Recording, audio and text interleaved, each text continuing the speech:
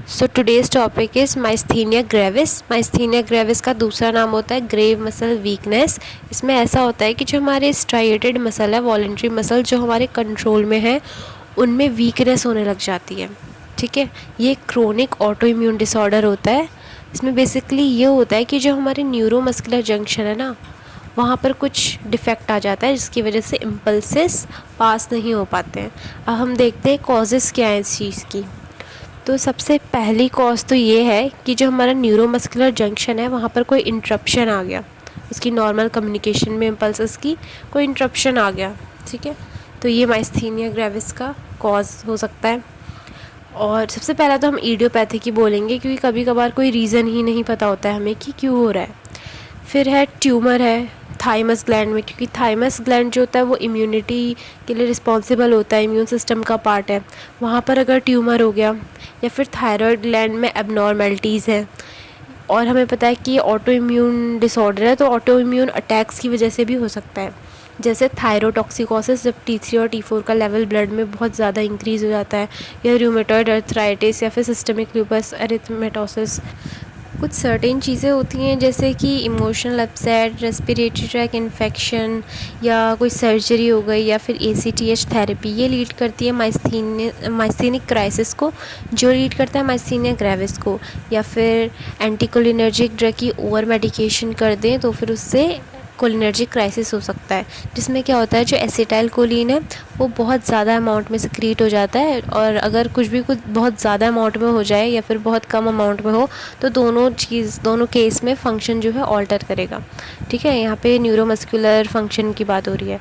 Then हम देखते हैं पैथोफिजियोलॉजी क्या है। अब पैथोफिजियोलॉजी जानने से पहले हमें ये पता होना चाहिए न्यूरोमस्कुलर जंक्शन क्या होता है। तो न्यूरोमस्कुलर जंक्शन एक ऐसा पॉइंट ऑफ अटैचमेंट है जहाँ पे जो हमारी नर्व सेल है और मसल है, वो दोनों जॉइन होते हैं, और इम्पल्सेस उनमें आपस में ट्रांसमिट होते हैं, जिसकी वजह से हमारे नॉर्मल फंक्शंस परफॉर्म होते हैं, नॉर्मल मस्कुलर फंक्शन।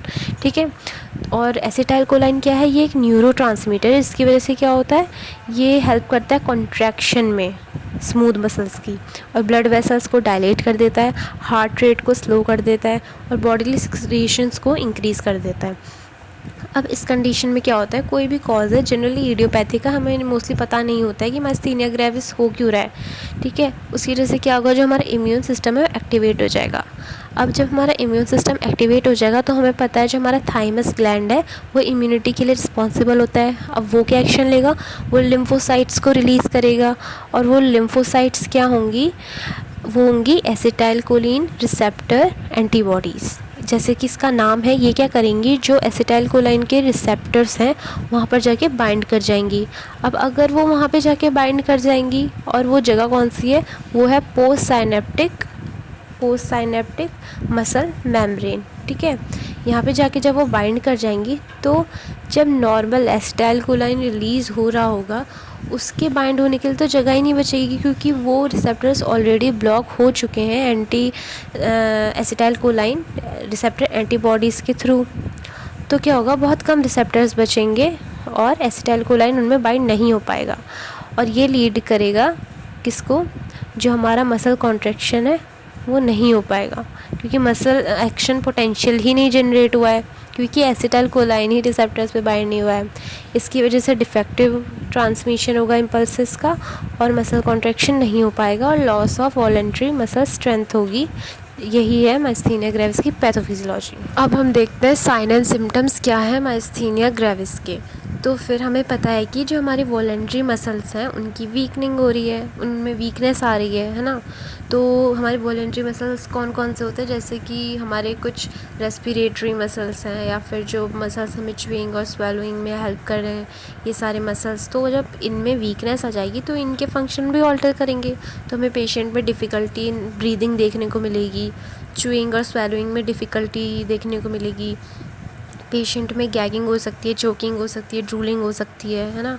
और पेशेंट को काफ़ी दिक्कत होगी स्टेयर्स पे चढ़ने में, या फिर हैवी ऑब्जेक्ट को लिफ्ट करने में, इवन लाइट ऑब्जेक्ट को भी लिफ्ट करने में, क्योंकि बहुत ज़्यादा वीक हो जाएंगी मसल्स। और पेशेंट अगर बैठा हुआ है तो एकदम से खड़े होने में भी उसे दिक्कत होगी। और पेशेंट को डिसार्थ्रिया होगा, जिसका मतलब होता है स्लर्ड स्पीच, बोलने में भी दिक्कत होगी, मतलब एक कंटिन्यूस वे में उसकी स्पीच नहीं होगी, बहुत ज़्यादा उसमें मतलब इधर उधर करके बोलेगा, वो कंटिन्यूस उसमें नहीं बोल पाएगा। और हेड भी ड्रूपिंग पोजीशन में होगा। फेशियल पैरालिसिस हो सकता है पेशेंट को। फेस की जो अपीयरेंस है वो मास्क लाइक हो सकती है, जैसे कि पार्किंसंस डिजीज़ में देखने को मिलती है। और पेशेंट बहुत जल्दी थक जाएगा, क्योंकि हमारे मसल्स ही तो हमें स्ट्रेंथ प्रोवाइड करते हैं कुछ भी काम करने के लिए, और जब वही वीक हो गए तो पेशेंट बहुत जल्दी थक जाएगा। और पेशेंट की वॉइस जो है वो काफ़ी चेंज हो जाएगी, बिकॉज़ ये मसल्स भी, जो वॉलंटरी मसल्स हैं वो भी अफेक्ट हो रहे हैं ना, हमारे जो वॉइस के लिए रिस्पॉन्सिबल हैं वॉइस प्रोड्यूस करने के लिए। उसके बाद है पेशेंट का जो आईलिड है वो भी, उसकी भी ड्रूपिंग देखने को मिलेगी, टॉसिस देखने को मिल सकता है, यानी कि जो हमारी आईलिड है वो सडन ड्रॉप हो जाती है, ठीक है। डायप्लोपिया देखने को मिल सकता है, जिससे कि डबल या फिर ब्लड विज़न कहते हैं। और पेशेंट को एसओबी तो दिखेगा ही, शॉर्टनेस ऑफ ब्रेथ, और वीकनेस होगी पेशेंट को काफ़ी ज़्यादा, आर्म्स में, लेग में, फिंगर्स में, नेक में। अब हम देखते हैं डायग्नोस्टिक इवैल्यूएशंस क्या क्या, हम कैसे डायग्नोस करेंगे कि इस पेशेंट को माइस्थीनिया ग्रेविस है। सबसे पहले तो हम मेडिकल हिस्ट्री लेंगे कि जैसे कोई ड्रग थेरेपी तो नहीं चल रही थी तुम्हारी, जैसे कि हमें पता है एंटीकोलिनर्जिक ड्रग का ओवरडोज हो गया तो भी हो सकता है। फिजिकल एग्जामिनेशन, न्यूरोलॉजिकल एग्जामिनेशन करेंगे, जिसमें हम देखेंगे कि रिफ्लेक्सेस कैसे हैं पेशेंट की, मसल स्ट्रेंथ कितनी है, मसल टोन कैसी है, सेंसेस ये सब कैसे हैं पेशेंट के, मसल कोऑर्डिनेशन वगैरह।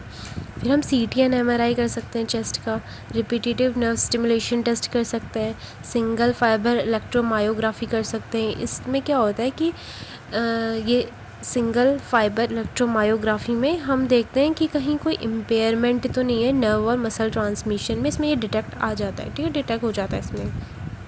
पल्मोनरी फंक्शन टेस्ट कर सकते हैं हम, थायराइड फंक्शन टेस्ट कर सकते हैं, या फिर एड्रोफोनियम टेस्ट भी कर सकते हैं। अब इस टेस्ट में क्या होता है, एक केमिकल होता है टेंसिलोन, इसको 2 mg IV रूट के थ्रू एडमिनिस्टर करते हैं पेशेंट को, और आफ्टर 30 सेकेंड हम देखेंगे पेशेंट का जो मसल्स है ना उसमें स्ट्रेंथ आ जाती है। टेम्प्रेरी होता है, पर उसकी जो मसल होती है उसकी वीकनेस एक बार के लिए हट जाती है। और काम कैसे करता है, ये एक एंजाइम होता है ना जो एसिटाइल कोलाइन को ब्रेक डाउन कर रहा होता है, ये उस एंजाइम को ही ब्लॉक कर देता है। अब क्या होगा, जो न्यूरोमस्कुलर जंक्शन पे नर्व इम्पल्सेस का ट्रांसमिशन हो रहा है बहुत ज़्यादा स्मूथ हो जाएगा। अब हम देखते हैं मैनेजमेंट क्या है माइस्थीनिया ग्रेविस का। अब फार्माकोलॉजिकल ट्रीटमेंट में हम पेशेंट को कोलिन एस्टरेज इनहिबिटर्स दे सकते हैं, जैसे कि पायरिडोस्टिगमाइन या फिर नियोडोस्टिगमाइन। ये करते हैं क्या है, ये इम्प्रूव करते हैं मसल कॉन्ट्रैक्शन को, क्योंकि इस डिज़ीज़ में क्या हो रहा है, जो मसल है वो कॉन्ट्रैक्ट नहीं हो पा रहे हैं, क्योंकि नर्व इम्पल्स ही ट्रांसमिट नहीं हो पा रहा है, ठीक है। या फिर हम पेशेंट को स्टेरॉइड दे सकते हैं या इम्यूनोसप्रेसेंट दे सकते हैं, क्योंकि हमारी इम्यूनिटी जो है ना वो हाइपर एक्टिव हो रही है, बहुत ज़्यादा एंटीबॉडीज़ बन रही है, ठीक है, तो हमें उसे रोकना है। इसलिए हम प्रेडनिसोलोन जो कि एक स्टेरॉइड है, या फिर एज़ेथियोप्राइन जो कि एक इम्यूनोसप्रेसेंट है, ये ड्रग्स दे सकते हैं।